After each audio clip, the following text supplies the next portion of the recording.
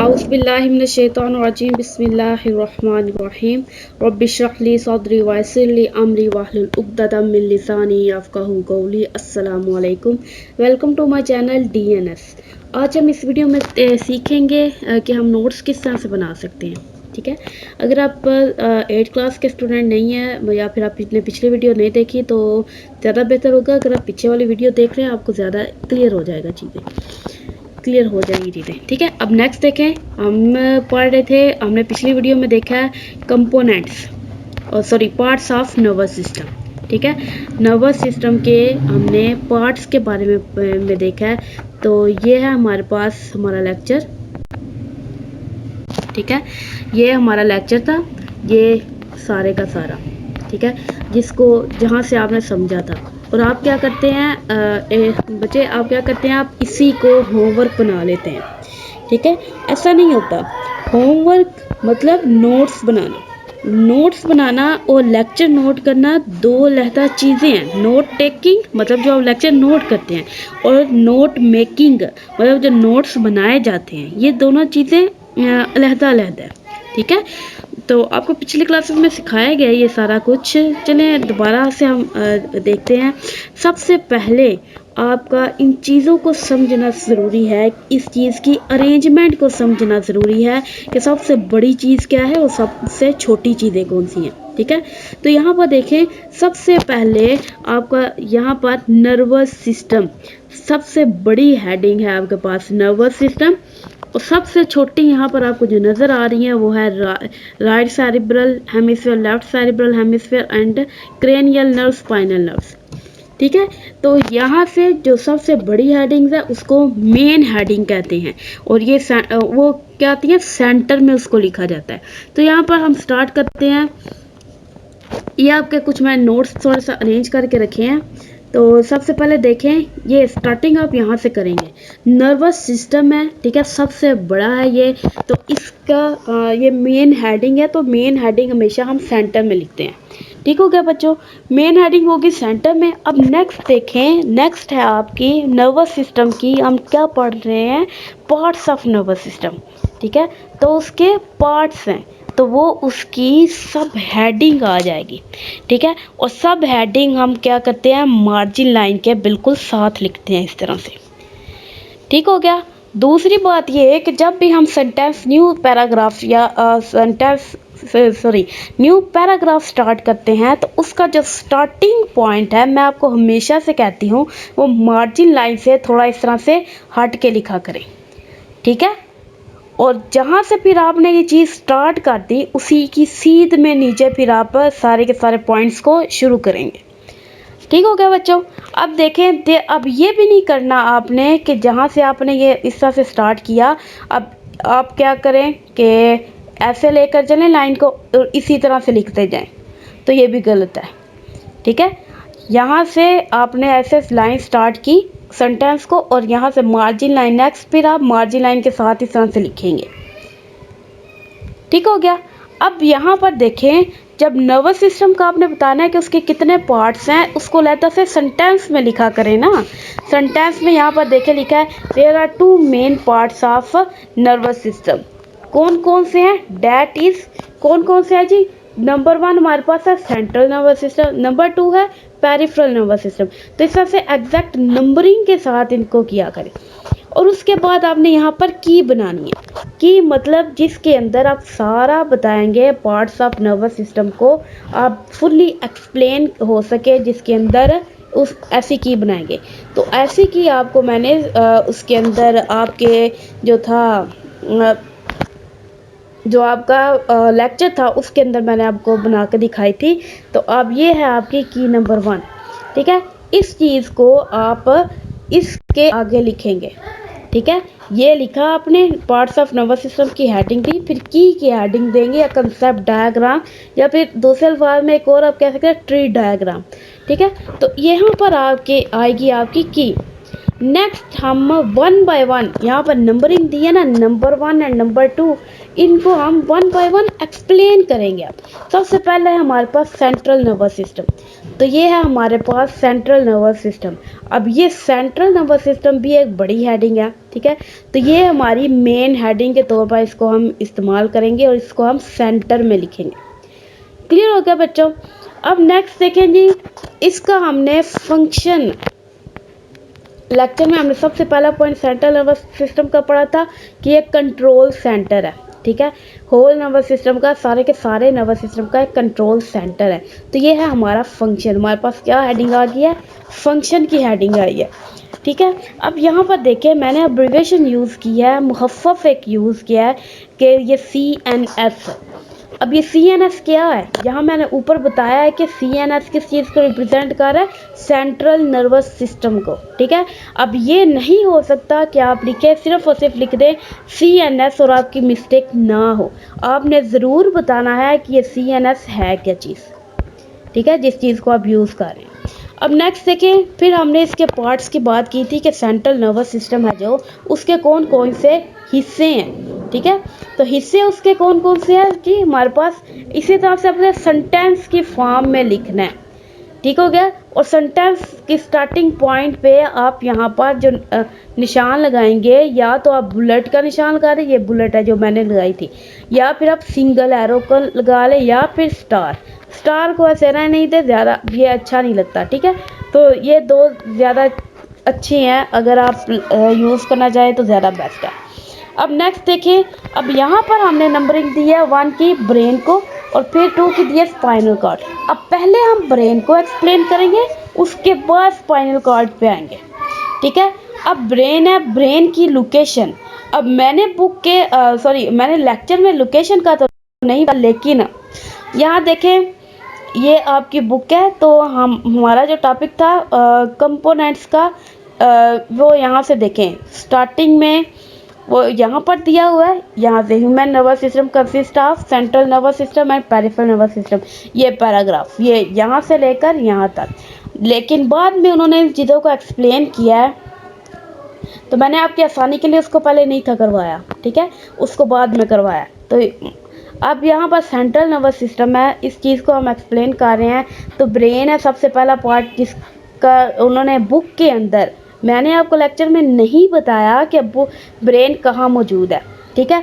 तो यहाँ पर ब्रेन देखें लिखा हुआ है कि वो क्रेनियम के अंदर मौजूद है। क्रेनियम क्या है, एक बोनी स्कल है, ठीक है। जो आपकी खोपड़ी है वो बोनी स्कल है, और उसके अंदर क्या मौजूद है, यहाँ पर देखें पहले मैं बताया उन्होंने उसकी लोकेशन ब्रेन की, फिर उसके बाद उसकी कंपोजिशन बताई है कि जो ब्रेन है वो किस चीज़ से मिलकर बना हुआ है, इंटरन्यूरॉन से। और तीसरे नंबर पे वो जो सेंटेंस है उसके ऊपर लिखा हुआ है कि उसके पार्ट्स के बारे में। क्लियर है बेटा। यहाँ पर देखें हमने उसकी लोकेशन, उसके फिर कंपोनेंट्स, और फिर एट द एंड हमने उसके फिर पार्ट्स के बात की है, जिस तरह से बुक में बताया हुआ है। अब लोकेशन में हमने बात किया human brain is enclosed in cranium, cranium के अंदर है। तो क्रेनियम क्या है उसका अब किस तरह से लिखेंगे, ये साइड इन्फो के तौर पर डब्बा बना के आप इस तरह उसके अंदर लिखेंगे। फिर कंपोनेंट्स हो गया, ठीक है। फिर पार्ट्स ऑफ ब्रेन, ब्रेन के 3 आगे से पार्ट्स है। अब यहाँ पर एक चीज़ नोट करने वाली है कि यहाँ पर हमने क्या किया है, नंबरिंग ये न्यूमेरिकल यूज़ किया, ठीक है, जो मैथ में आप यूज़ करते हैं कॉमनली। और फिर वो मतलब जैसे एक हेडिंग होती है, मेन हेडिंग, उसके आगे सब हेडिंग है, तो इसी तरह से इसके अंदर फिर हमने उससे छोटी जो फॉर्म है वो यूज़ किया है, ये रोमन में हमने फिर यूज़ किया है। रोमन के बाद आप इसको ABC स्मॉल जो है जो वो भी यूज़ करेंगे अगर इससे भी छोटी फॉर्म आ गई, ठीक है।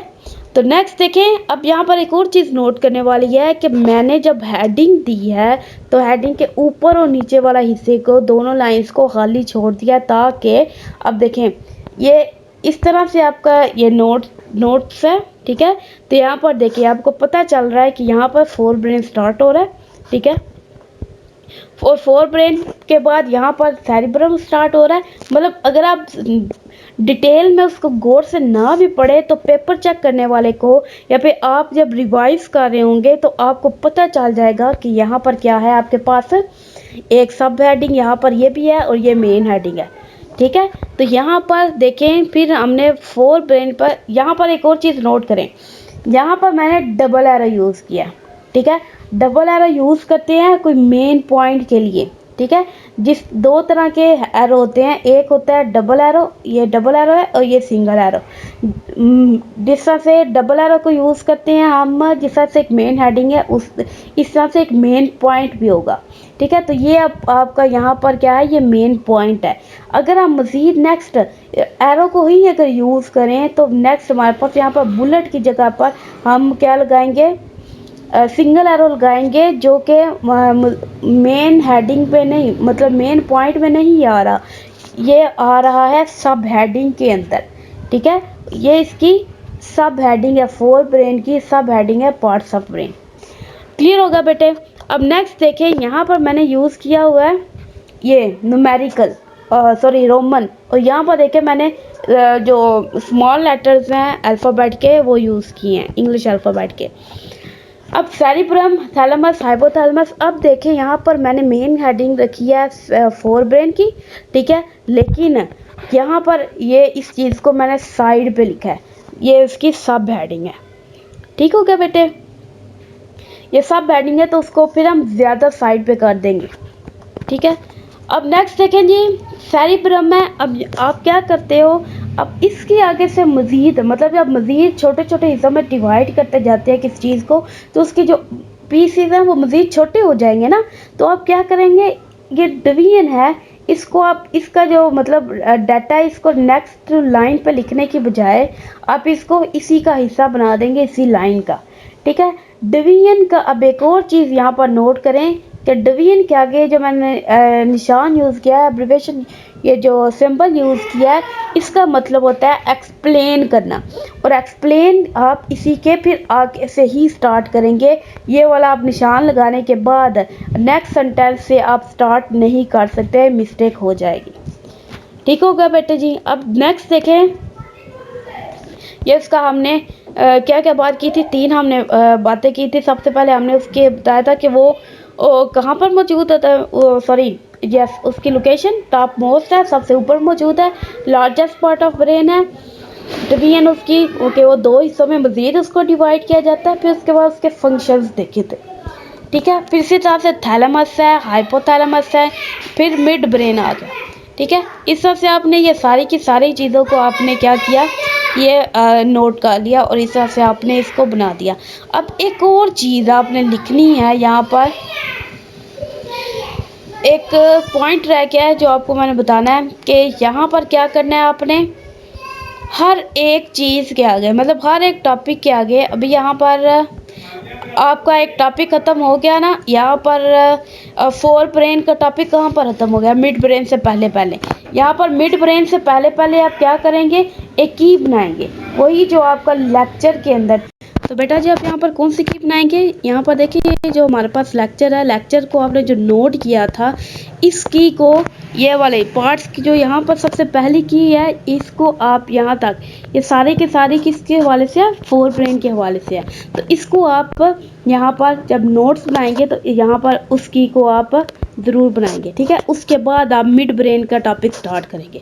अब मिड ब्रेन का ख़त्म करने के बाद मिड ब्रेन के पहले डिटेल लिखते हैं, डिटेल लिखने के बाद की बनाई जाती है। अब यहाँ पर इसकी जो की होगी वो यहाँ पर ये जो दी गई है, ये चीज़ें आप वहाँ पर लिखेंगे, ठीक हो गया। अब नेक्स्ट इसी तरह से सारे के सारे जो आपके पास चीज़ें आ रही हैं, नेक्स्ट टॉपिक सारे हैं, ठीक है। सब के आगे आपने इसी तरह से करना है। यहाँ पर आपका टॉपिक ख़त्म हो रहा है यहाँ पर हाइंड ब्रेन का, तो यहाँ पर आप हाइंड ब्रेन की सारी की बनाएंगे। फिर स्पाइनल कॉर्ड, स्पाइनल कॉर्ड पे आप क्या करेंगे, स्पाइनल कॉर्ड के ख़त्म होने के बाद यहाँ पर उसकी की बनाएंगे। फिर पेरिफेरल नर्वस सिस्टम है, पेरिफेरल नर्वस सिस्टम के ख़त्म होने के बाद ये इसके नोट्स हैं, और इसके ख़त्म होने के बाद आप क्या करेंगे, उसकी की बनाएंगे। और एट द एंड टॉपिक ख़त्म होने के बाद आप ये फिर लाइन लगा दें, ठीक हो गया। लास्ट पे जो आपकी की बनेगी वो अभी तक आपने क्या पढ़ा, कंपोनेंट्स और पार्ट्स ऑफ नर्वस सिस्टम। तो एट द एंड जो हमने जो लास्ट लेक्चर पढ़ा में देखा जो रिवीजन था क्या था, तो ये आप लास्ट पे ये वाली की बनाएंगे, ठीक हो गया। अब इसका फ़ायदा ये होगा, एक तो आपको चीज़ें ऑर्गेनाइज करनी आ जाएंगी, ठीक है। दूसरा फ़ायदा, आप रिवीजन, ये जो आपका टेस्ट होगा अगर फुल चैप्टर का, तो आप सिर्फ ये एक ही को देखकर पूरे का पूरा जो आपका टॉपिक पढ़ा हुआ है पीछे वाला, वो सारा कुछ रिवाइज कर सकते हैं। ठीक है, बजाय इसके कि आप सारे के सारे चैप्टर को दोबारा रटा लगाएं, तो ये सबसे ज़्यादा बेस्ट मेथड है। ठीक हो गया बेटा जी। अब कहीं से अगर आपको समझ ना आए तो आप वहाँ से सवाल पूछ लें। ठीक है, अब जहाँ पर अगर डायग्राम की ज़रूरत है तो वहाँ पर आप डायग्राम ज़रूर बनाएं। तो यहाँ पर लास्ट पे आपके एक ब्रेन के डायग्राम है, तो वो आप पेरिफेरल नर्वस सिस्टम से पहले की बनाने के बाद स्पाइनल कॉर्ड से पहले। ठीक है, यहाँ पर की के साथ आप यहाँ डायग्राम भी बनाएंगे जो आपकी बुक में दी गई है। ठीक हो गया। इंशाल्लाह हम नेक्स्ट वीडियो में मिलेंगे नेक्स्ट टॉपिक के साथ। जहाँ से समझ ना आए वहाँ से सवाल ज़रूर पूछें। सवाल नहीं पूछेंगे तो आपको समझ कैसे आएगी, जो आपके माइंड में क्यों आ रहा है उसके कहाँ से भी जवाब ढूंढेंगे जी। नेक्स्ट वीडियो में इंशाल्लाह हम मिलेंगे। फ़ी अमानिल्लाह। अल्लाह हाफिज़।